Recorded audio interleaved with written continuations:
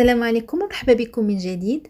اليوم جبت لكم وصفه ديال طاجين ديال الدجاج او فروج البلدي بالبصله.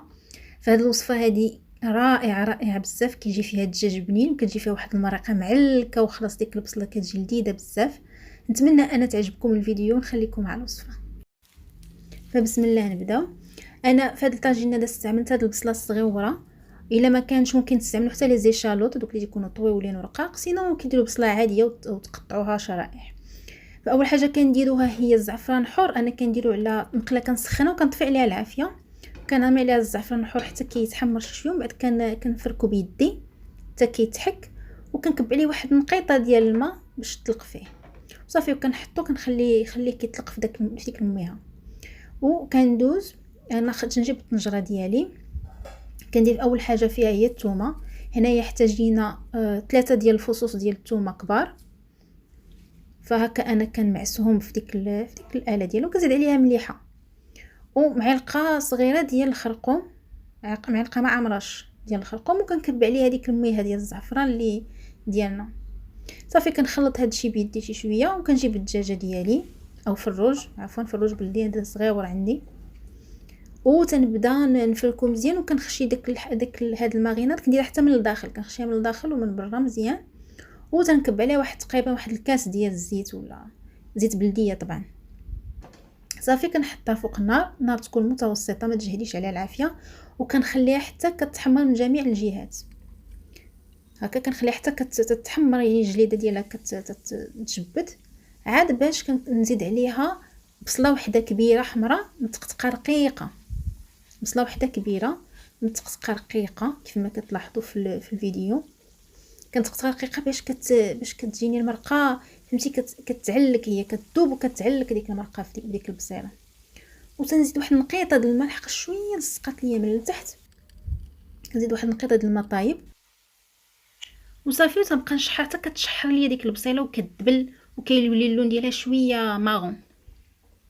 خصنا نشحروا البصله مزيان، ما نجيوش نكبوا الماء في الاول. طبعا في اي طاجين هذاك هو القاعده ديال جميع الطواجن، حتى كنشحروا البصله مزيان. هنا زدت القنصه، انا كنت نسيتها، زدت القنصه وشحرتها مزيان. ودابا عاد غنبدا نمرق. فالتمرق انا كنمرق بماء ساخن غليان، كنمرق حتى النص، حتى كيوصل للنص ديال الدجاجه ديالي، كتغطى لي نص ديال الدجاجه وصافي. وكنغطيها وكنخليها على نار متوسطه كطيب حتى كطيب لينا الدجاجه، ولكن مع التحريك، يعني كل واحد القسمه الا ربع ساعه ري عليها وقلبيها من جهه لجهه، بقيت تقلبي الدجاجه من جهه لجهه. صافي انا غطيتها وخليتها حتى كطيب الدجاجه تماما. دابا هنايا هي طابت الدجاجه او الفروج طاب. باش كتعرفيه طاب كتقلبيه،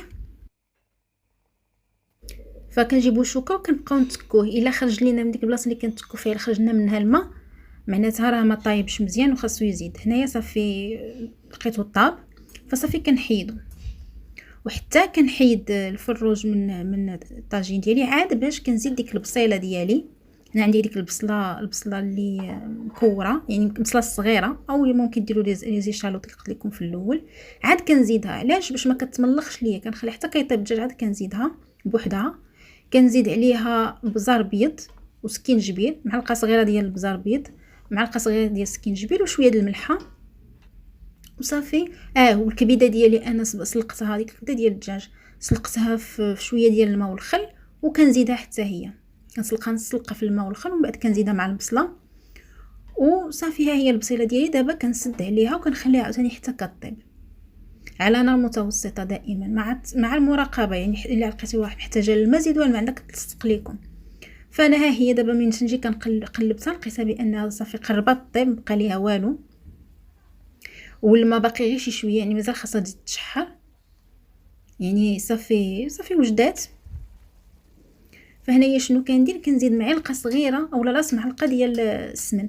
انا ما كنبغيش السمن بزاف لانه كيضر، هنايا موين الدار كيضر لهم السمن، داكشي باش كندير غير راس معلقه غير باش كنسمو وصافي. وكنرد ديك الدجاجه ديالي كنردها غير باش كتسخن فيها نيت، ما كنبغيش ندخلو للفران لان هو ديجا طايب، الا دخل الفران يقصح. صافي خليته غير واحد القسمين على ما سخن الدجاج، وديك المريقه زادت تشحرات صافي. ها هي وجدات.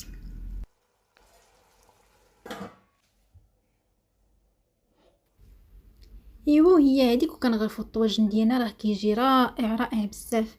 زعما هاد الطاجين هذا من ألذ يعني من ألذ الطواجن اللي ممكن توجدوه عندكم ديال تحميط الوجه حتى الا جاو الضياف.